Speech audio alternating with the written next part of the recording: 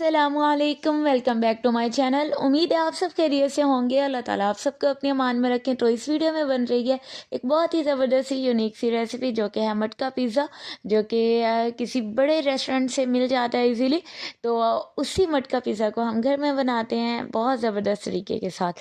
Recipe شروع کرتے ہیں۔ بسم اللہ الرحمن الرحیم۔ میں نے لے لیا یہ میدا، جو کہ تقریباً 2 کپ ہے، اور یہ کپ ریگولر والے کپ ہیں، اور اس میں 1 ٹی اسپون چینی اور 1 ٹی اسپون میں نے نمک ڈال دیا۔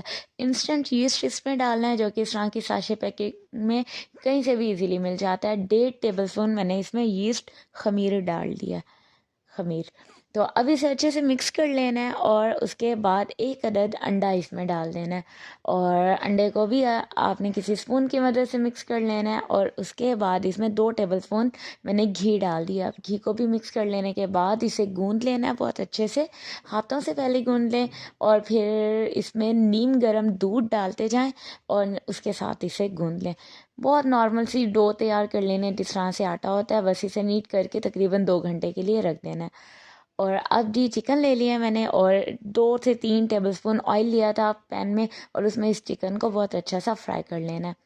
جیسے اس کا کلر چینج ہونے لگے، اس میں مسالے ایڈ کرنے۔ 1 ٹیبل اسپون میں نے اس میں نمک ڈال دیا، 1 ٹی اسپون یہ کالی مرچ کا پاؤڈر ہے، اور اس کے ساتھ 1 ٹی اسپون یہ سرخ مرچ کا پاؤڈر ڈالا ہے، اور 1 ٹی اسپون اس میں ہلدی ہے۔ اچھے سے انہیں مکس کر لینا ہے، اور اس میں ڈال دیا میں نے 2 ٹیبل اسپون چلی گارلک ساس، اور 2 ٹیبل اسپون سویا ساس، اور 2 ٹیبل اسپون ہی میں نے اس میں سرکہ ڈالا ہے۔ اب اس میں ڈال دینے یہ پیاری پیاری سی کلرفل سبزیاں، جس میں شملہ مرچ ہے، گاجر ہے، پیاز ہیں، اور اس کے بعد ٹماٹر ہیں۔ ان سبزیوں کو تھوڑا تھوڑا سا کر کے اس میں ڈال دینا ہے، اور فرائی کرتے رہنا ہے۔ اور ساری سبزیاں اس میں نے ڈال کے تقریباً 5 سے 10 منٹ اور پکا لیا تھا، اور اس طرح سے بس لائٹ سے سوتے کرنا ہے، فل نہیں پکانا۔ ڈو کو رکھے ہوئے 1 گھنٹہ ہو گیا، زیادہ ٹائم نہیں تھا۔ آپ کے پاس زیادہ ٹائم ہو تو آپ 2 گھنٹے بھی رکھ سکتے ہیں، لیکن 1 گھنٹہ بھی انف ہے اس کے لیے۔ اب اس کے نیٹ سے پیڑے بنا لینے اس طرح سے، اور 3 پیڑے اس ڈو سے میں نے بنا لیے تھے۔ تو اب کیا کرنا ہے، ان کی جو پیزا بریڈ ہوتی ہے یا شورما بریڈ ہوتی ہے، یہ سیم اسی ٹائپ کی بن جائے گی۔ آپ نے اسے توے پہ پکا لینا ہے۔ اسے بالکل روٹی کی طرح پتلا نہیں کرنا، تھوڑا سا نان کی طرح موٹا رکھنا، جس طرح سے شورما بریڈ ہوتی ہے، پیٹا بریڈ، اسی طرح سے۔ اب یہ تینوں بریڈس تیار ہو گئی ہیں، تو اب انہیں اس طرح سے چھری اور فورک کی مدد سے میں نے کٹ کر دیا، اس طرح سے ان کے ٹکڑے کر دیے ہیں۔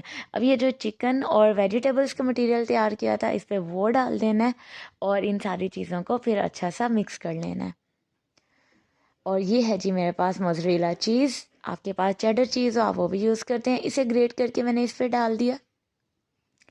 ابھی میں نے تھوڑی سی چیز ڈالی ہے، اب انہیں مکس کر لینا ہے۔ پیزا ساس ہے یا چلی گارلک ساس ہے یا کیچپ ہے، آپ نے کچھ بھی اس پہ ڈال دینا ہے۔ ایک مکسچر ایسا ہے جس میں وہ ویجیٹیبل اور چکن بھی ہے، دوسرا ایسے سمپل بریڈ والا ہے۔ کیونکہ میرے پاس یہ بڑے والا مٹکا تھا، مٹکا پیزا بن رہا ہے، تو اسے فل بھی کرنا تھا۔ تو شروع میں نے صرف سمپل بریڈ لی ہے، اور اس پہ پیزا ساس لگا کے وہ ڈال دیا۔ اب اوپر تو یہ ویجیٹیبل چکن کا مکسچر ڈالا ہے، اور پھر اس کے بعد تھوڑا سا اس پہ چیز اس طرح سے کٹ کر کے میں نے ڈال دیا۔ اب یہ جو ویجیٹیبلس، چکن اور یہ بریڈ ہے، اس کے ساتھ اس مٹکے کو پورا فل کر دینا ہے، اور یہ ساری چیزیں اس پہ میں نے ڈال دی۔ اب یہ ہے میرے پاس بوائلڈ شریڈڈ چکن، جسے بوائل کر لینے کے بعد اس طرح سے میں نے شریڈ کر دیا۔ اب اس پہ وہ ڈال دینا، اوپر اس کی ایک لیئر لگا دیا، تھوڑا سا میں نے اس پہ یہ شملہ مرچ ڈال دیا، اور اس طرح سے چیز کو موٹے موٹے سے طریقے سے کاٹ کے اس طرح سے لیئرز اس کے اوپر لگا دینی ہے۔ اب یہ چیز اس پہ اچھا خاصا جائے گا، تو چیز اس پہ میں نے لگا دیا، اوپر شملہ مرچ، اور یہ کچھ یہ اولیوز ہیں، ساتھ ساتھ ٹماٹر ہیں، یہ ساری چیزیں اس پہ لگا دی ہیں۔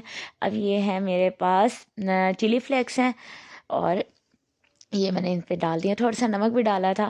اور اب اسے کیا کرنا ہے، توا میں نے اوپر رکھا ہے، ایک توا گرم کیا، دوسرے توے کو گرم کر کے اس کے اوپر رکھ دیا۔ آپ نے اوون پہ کرنا ہے تو 200 ڈگری پہ اسے تقریباً 10 منٹس کے لیے آپ نے بیک کر لینا ہے۔ میں نے توے پہ کیا تھا، تو میں نے اسے تقریباً 20 منٹ کے لیے اس طرح سے گرم توے پہ اس طرح سے رکھا تھا۔